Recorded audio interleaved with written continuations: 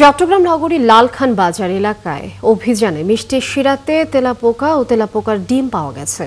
রবিবার জাতীয় ভোক্তা অধিকার সংরক্ষণ অধিদপ্তরের অভিযানে হাইওয়ে সুইটস অ্যান্ড বেকারিতে মিষ্টির শিরাতে এই তেলাপোকা ও তেলাপোকার ডিম পাওয়া যায়।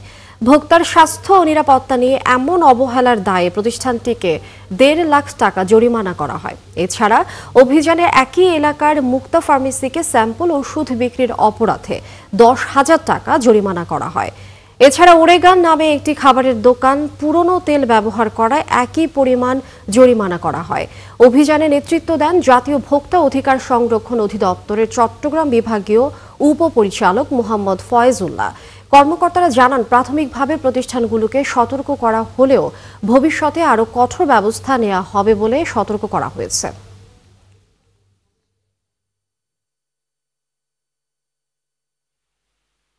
মিষ্টির শিরার তেলাপোকা ডুবে থাকতে আমরা দেখেছি।